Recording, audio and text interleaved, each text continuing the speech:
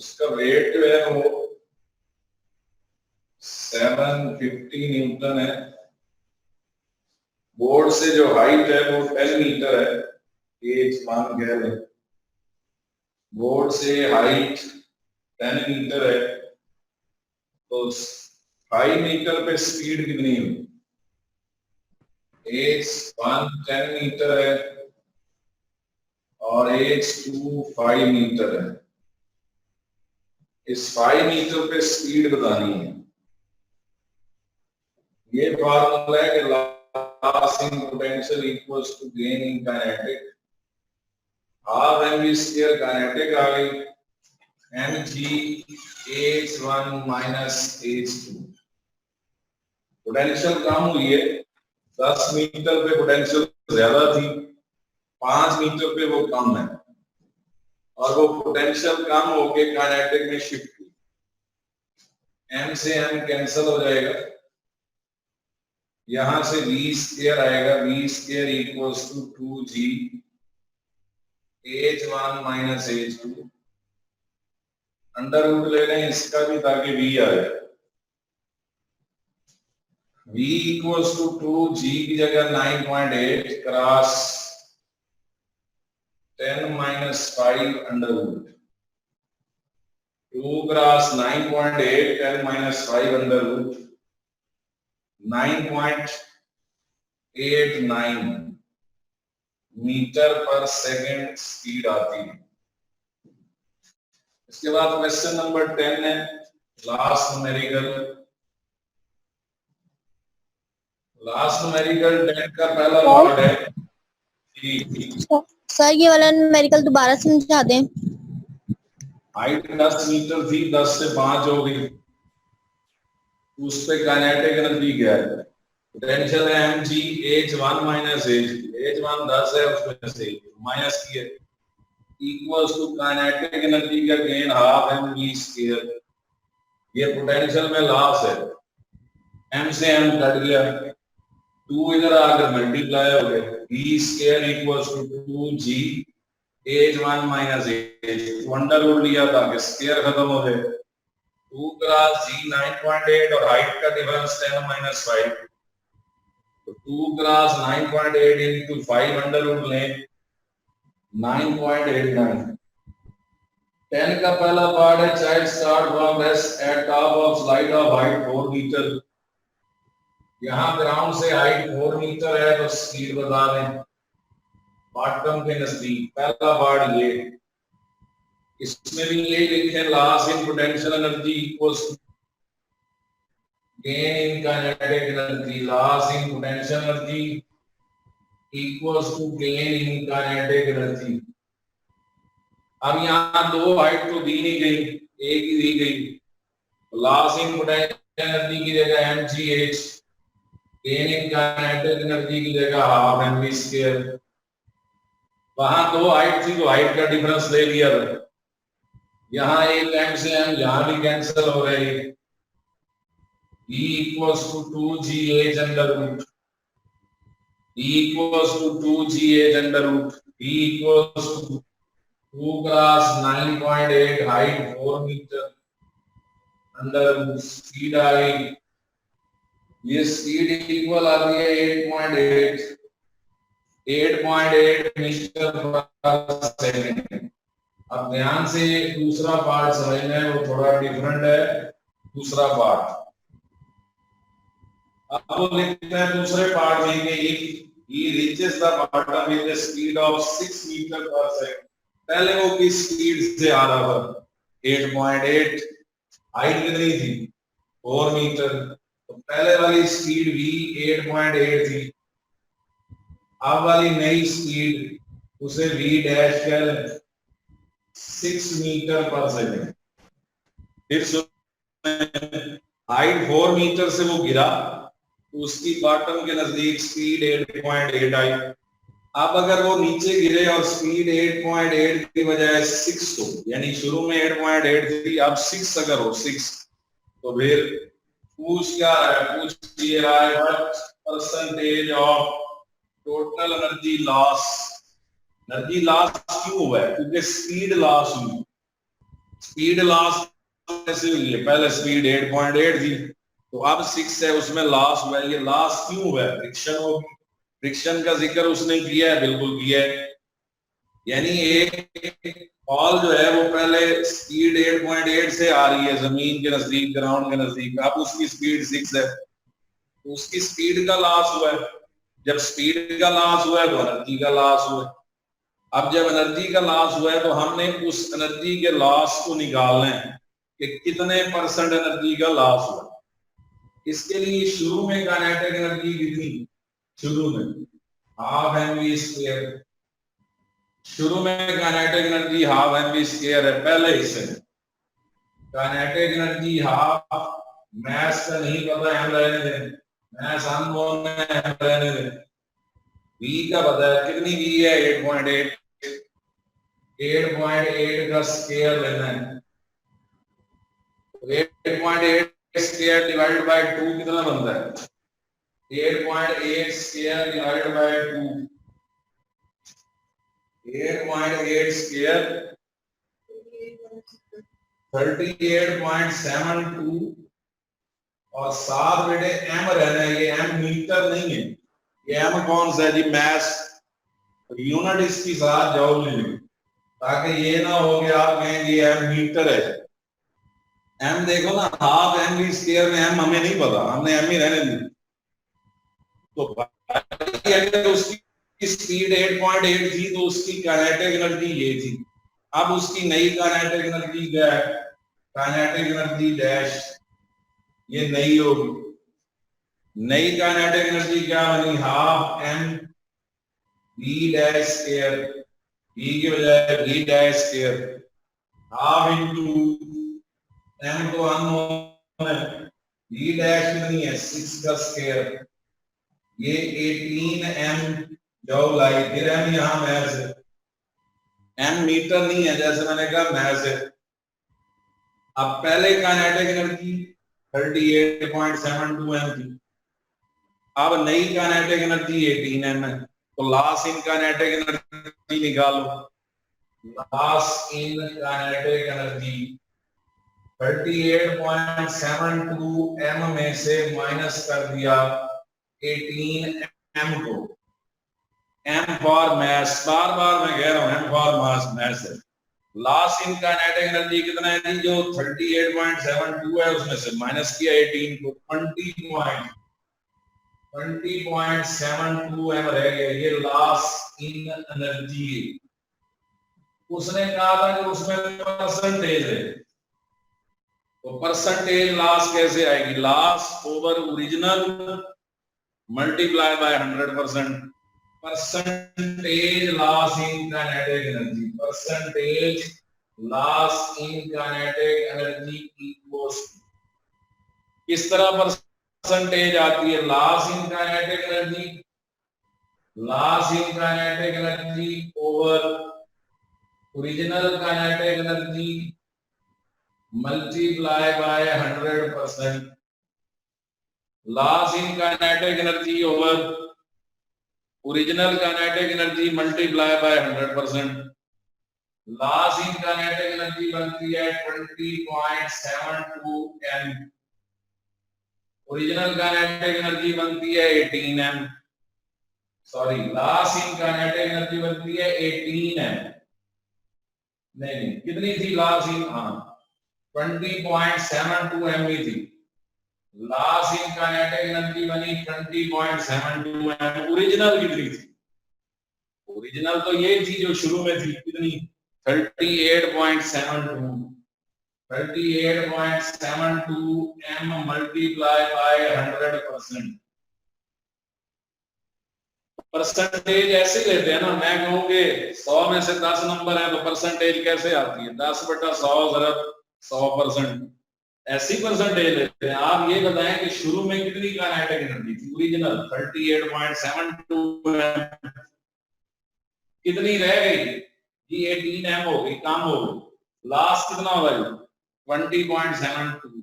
तो ये लॉस है, इस पे परसेंटेज कैसे आएगी? Loss divided by original. Original कितनी थी? 38.72 एम, मल्टीप्लाई बाय 100%, एम से एम कट गया, यहाँ काटना है मैथ्स। जब एम से एम कट गया ये बना 54%, सॉल्व कर ले 54%, न्यूमेरिकल हो गए, शॉर्ट आंसर हो गए, न्यूमेरिकल कंप्लीट थी, शॉर्ट आंसर कंप्लीट। चैप्टर का आखिरी पार्ट रहता है, आप पढ़ रहे थे बायोमैस, आपने उस बायोमैस में फर्मेंटेशन पढ़ा, फर्मेंटेशन के साथ साथ आपने उसमें न्यूक्लियर डीके तक पढ़ा था, आप चेक कर लें न्यूक्लियर डीके जी। क्या बात है, टू समझा दें, क्या रिवाइज करवा दें। क्या कौन सा सेकंड न्यूमेरिकल रिवाइज करें, 4.2 सर, 4.2 न्यूमेरिकल रिवाइज कर दें। 4.2 न्यूमेरिकल, यस सर। आवाज नहीं आ रही, 4.2 न्यूमेरिकल, यस सर। 4.2 न्यूमेरिकल देख लो, उसमें 10 ब्रिक्स, सॉरी ये वाला मैथ्स 3.3 5 10⁻⁻5 kg, यही है, बोले यही है। यस सर, यही है। मैथ्स की वैल्यू है 3.35 10⁻⁻5 kg, 4.2 3.35 10⁻⁻5 kg। इसमें वो कह रहा है कि हाइट 100 मीटर है, तो पहले पोटेंशियल एनर्जी लें, work done by gravity, work done by gravity तो पोटेंशियल एनर्जी होती mgh, work done by gravity mgh, mass 3.35 10⁻⁻5 g 9.8, height 100 metre, answer आ गया 0.0325, जाओ 0325 जाओ।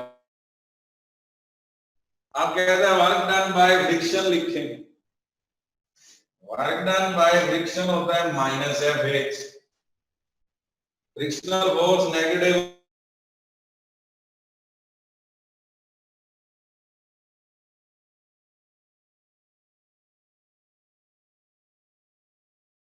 सारी वैल्यूज तो वही है, ऊपर वाला अगर प्लस में आंसर है तो ये -0.0325 जवाब बन गया। न्यूमेरिकल 2 हो गया, चार्ट पहले कर लिए, न्यूमेरिकल पूरे हैं। अब हमने पढ़ना है जियोथर्मल एनर्जी, एंड पे आखिरी पेज। क्या जी सर, वो काइंडली आप न्यूक्लियर डीके एक बार दोबारा रिपीट कर देंगे? यार, ऊंचा बोलोगे तो आवाज आएगी ना माइक में। सर, न्यूक्लियर डीके एक बार दोबारा रिपीट कर दें। माइक में ऊंचा बोलोगे तो आवाज आएगी ना, दोबारा बोलो। सर, न्यूक्लियर डीके वाले एक बार दोबारा रिपीट कर दें। इसको रिपीट करूं?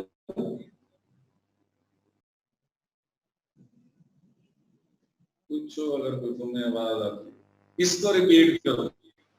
सर न्यूक्लियर डीके को रिपीट कर दें, हाँ जी। न्यूक्लियर डीके को।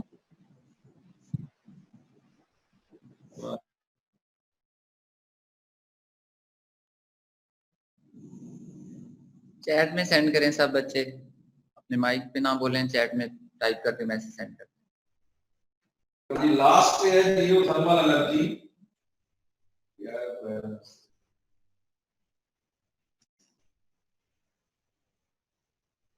चल उसमें ऐड हुआ है नहीं।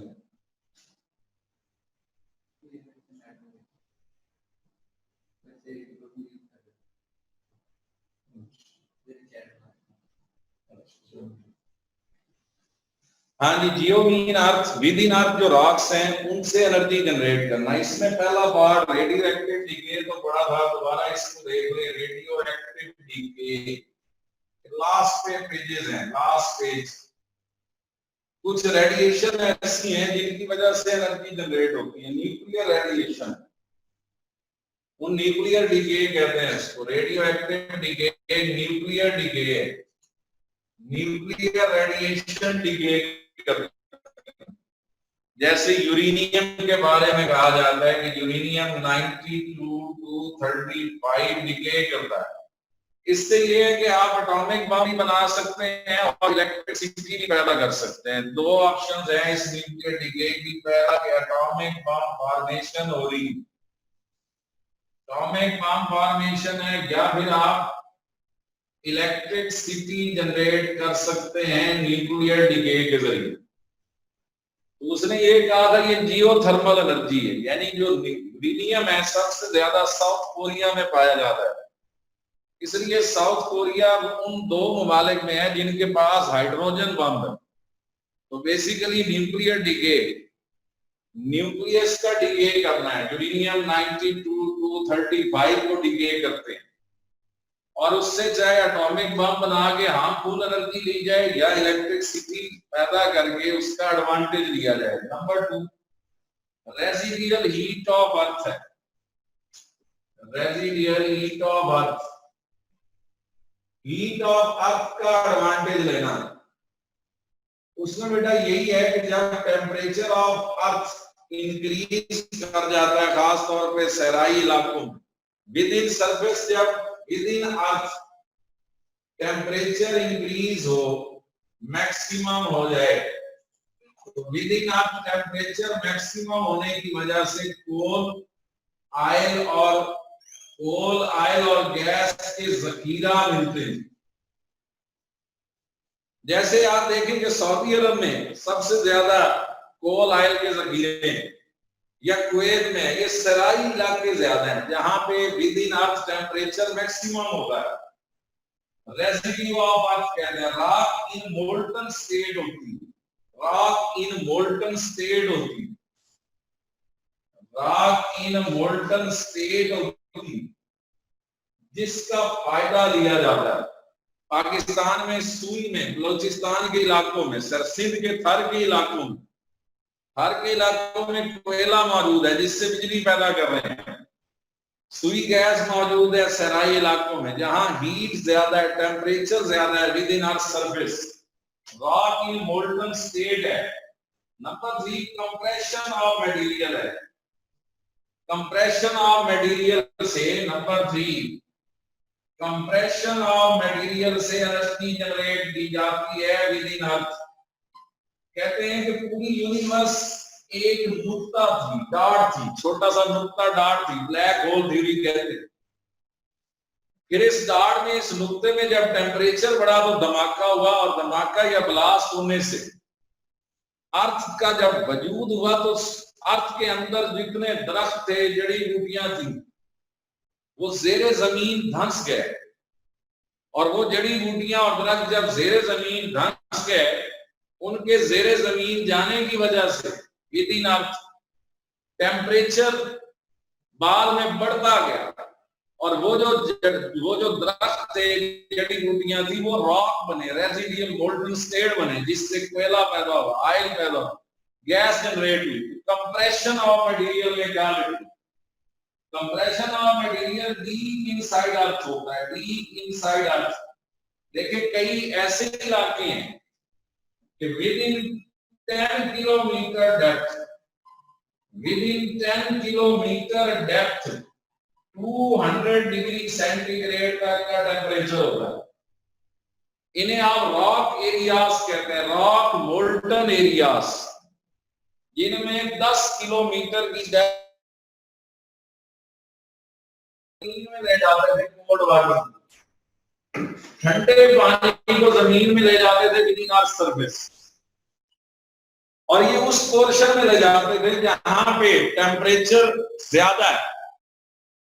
तो यूं ही ये ठंडा पानी जो बाहर क्योंकि बर्फ गिर रही है, या बाहर माहौल ठंडा है, या ठंडा कोल्ड वाटर है, टेम्परेचर कम है, उस ठंडे पानी को जब विद इन आप भेजते थे तो आपके अंदर पहुंच के वो दूसरे पाइप के जरिए बाहर आता था, तो बॉयल कर रहा होता। तो ये यूज था, ये था कि अब वो हार्ड वाटर बन गया, तो कोल्ड वाटर को हार्ड वाटर में तब्दील करते थे इन पोर्शन में जहां अर्थ का टेम्परेचर ज्यादा था। अब तो पानी जो है उसकी डेप्थ नीचे चली गई। आप देखें घरों में जो बोर होते हैं मोटर के, वो आप 50 मीटर पे जा रहे हैं नीचे, तो पानी तो नीचे मौजूद ही नहीं रहा डेप्थ में, तो पानी का लेवल गिर गया क्योंकि उसका इस्तेमाल ज्यादा किया, उसको रिजर्व नहीं किया। रिजर्व हमेशा तब होता है जब डैम बने। मसलन चाइना ने 5000 डैम बनाए, अब 5000 में 5 बड़े डैम बनाए, तो वो पानी ना सिर्फ बिजली पैदा करने में इस्तेमाल होता है बल्कि रिजर्व होता है।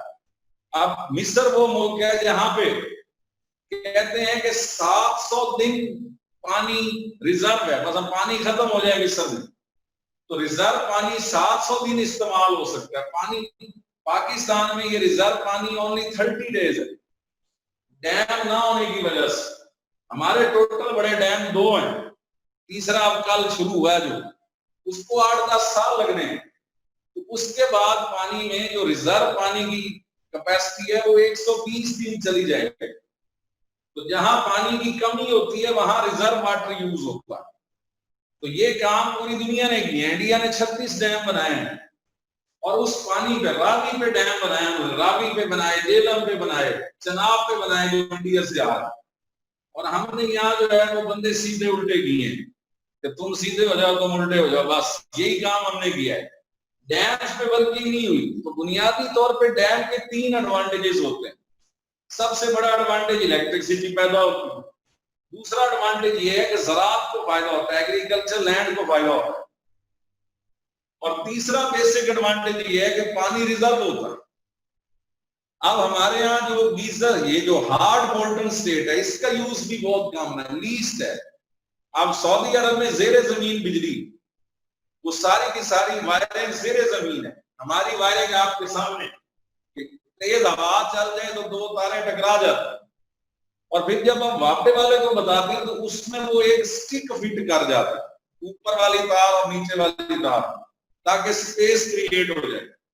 यानी हम जुगाड़ के जरिए वर्किंग करते हैं, और एक पोल के ऊपर 2500 तारे होते हैं, तो फ्रिक्शनल इफेक्ट्स मैनेज नहीं होते, उससे एनर्जी लॉसेस बेशुमार है। मतलब अगर हम बिजली 100 पैदा कर रहे हैं 100%, तो उसमें 60% तो वो वेस्ट हो रही है, और बिजली पैदा भी हम फ्यूल पे कर रहे हैं। हम जो है वो फ्यूल पे, और दुनिया में सबसे महंगी बिजली फ्यूल पे। हालांकि हाइड्रो इलेक्ट्रिक दुनिया में सबसे सस्ती बिजली नेचुरल है कि पानी गिर रहा है, टरबाइन चल रहे हैं, जनरेटर चल रहे हैं और इलेक्ट्रिसिटी जनरेट हो रही है। तो इसके लिए याद रखें, इसमें बुक की रीडिंग जरूरी है हर पेज। तो ये कंप्लीट हो गया है चैप्टर 4, थ्योरी की, शार्ट की, न्यूमेरिकल की। अब 3 के 2-3 न्यूमेरिकल कर लेते हैं। 3 के कल से हम चैप्टर 5 शुरू करेंगे। चैप्टर नंबर 5 कल से स्टार्ट करेंगे। 3 के न्यूमेरिकल देख लें, उनमें मैंने 3.5 कराना है, 3.4, 3, 2, 1। तो 3.5 और 4 देख लें, 3.5 एंड 3.4। 5 है अमीबा और मैथ 110 की raise power -12 kg ji.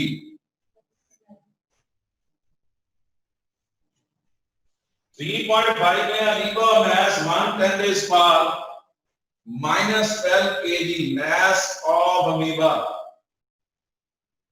110 raise power -12 kg mass of amoeba। उसके बाद वो लिखता है नेक्स्ट वन कि वाटर जो फ्लो कर रहा है उसकी स्पीड 110 की -4 मीटर पर सेकंड है। Speed of water v 110 raise power -4 metre पर सेकंड स्पीड ऑफ वाटर है। नंबर 3, तीसरी वैल्यू दी उसने, rate of flow of water 110 raise power -13 rate of flow of water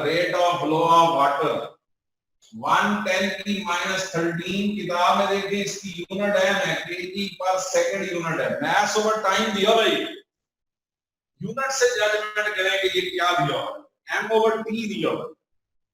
तो एक आपने फोर्स फाइंड करनी है एफ, दूसरा एक्सेलरेशन ऑफ अमीबा फाइंड करना है।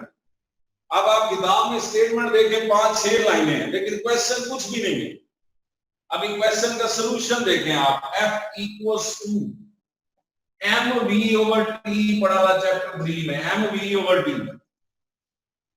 F equals to M V over T. इसमें एम ओवर टी गिवन है सर, कहां गिवन है, ये केजी पर सेकंड वाला एम ओवर टी है, स्पीड भी गिवन है। तो F equals to M over T की जगह 110 की -13, 110 की -13 मल्टीप्लाई बाय स्पीड 110 की -4, तो फोर्स आ जाती है 110⁻⁻17 न्यूटन, 110⁻⁻17 न्यूटन। अब इससे ए फाइंड करना है, A equals to F over M होता है न्यूटन सेकंड लॉ। तो आप देखें दो फार्मूले लगे, एक F is equal to M B over T, दूसरा A equals to F over M. F कितना है 110 की -17 और मास कितना है अमीबा का मास 110 की -12, -12 ऊपर जाके प्लस हो जाएगा, इस तरह ये आ जाएगा 110 की -5 मीटर पर सेकंड स्क्वायर, 110 की -5 मीटर पर सेकंड स्क्वायर। 3.4 देखें, 3.4 है कि दो मैसेज कंप्रेस्ड हैं। ये मैं वैसे साथ साथ करा लेता हूं, मैंने छोड़े इसलिए कि या एंड पे करा रहा हूं कि मैंने वो नए बच्चे आए थे 4 शुरू कर दिया, अब तो 4 खत्म हो गया है। और हफ्ते को मैंने बताया था तीसरे के सेकंड हाफ का टेस्ट है और 4 के फर्स्ट हाफ का इंशाल्लाह फिर वो भी बताऊंगा कल। ये 2 मैसेज है M1 एंड M2, ये स्प्रिंग के साथ कंप्रेस्ड है M1 और M2, ये दोनों मैसेज स्प्रिंग के साथ कंप्रेस्ड है। अब वो कहते हैं जब ये स्प्रिंग अलहदा हुआ, जब ये स्प्रिंग अलहदा हुआ तो M1 की स्पीड v1 थी और M2 की स्पीड v2 थी। जब ये स्प्रिंग सेपरेट हुआ तो M1 की स्पीड v1 और M2 की स्पीड v2। आपने रेशियो लेनी है तो आप लिखो momentum before release, momentum before release equals to momentum before release equals to momentum after release, momentum before release equals to momentum after release. Before release क्या है, रेस्ट में है दोनों, जब दोनों रेस्ट में है तो बिफोर रिलीज 0 है, आफ्टर रिलीज कितना है M1 V1 minus M2 V2। Minus इसलिए कि एक राइट वर्ड है दूसरा लेफ्ट वर्ड, माइनस उधर जाके प्लस हो गया तो V1 ओवर V2 आया, V1 over V2 equals answer आया M2 over M1, V1 over V2 equals to M2 over M1। Speed और मास इनवर्स आ रहे हैं तो ये 4 हो गया, 3 रह गया न्यूमेरिकल, साथ साथ देख लेंगे, 5वां शुरू करेंगे कल। आज जो पढ़ा वो कोई बात पूछनी हो, 4.8 शॉर्ट ऑन न्यूमेरिकल, 9 किया, 10 किया, मीजर पढ़ा और ये 2 न्यूमेरिकल करे जी, कोई बात कोई पॉइंट पूछना हो।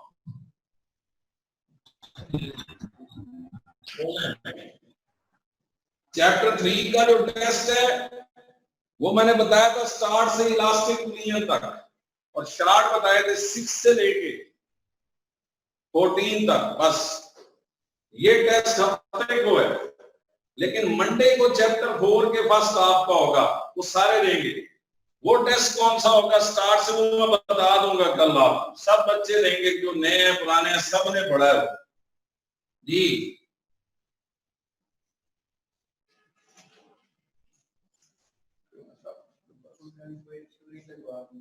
हाँ जी, थ्योरी के इंपॉर्टेंट क्वेश्चन बोर के, किसी ने पूछा बोर के थ्योरी के इंपॉर्टेंट क्वेश्चन।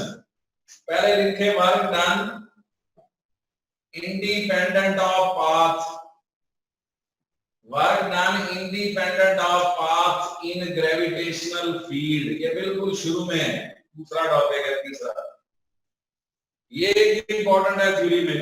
दूसरा absolute potential energy, absolute potential energy 2, escape velocity, escape velocity 3, और चौथा इंटर कन्वर्शन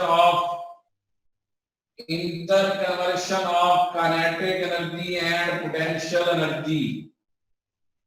ये बेटा 4 टॉपिक हैं ओनली जो पेपर में आते रहते हैं, करना तो सारे ही है लेकिन टॉपिक ये है।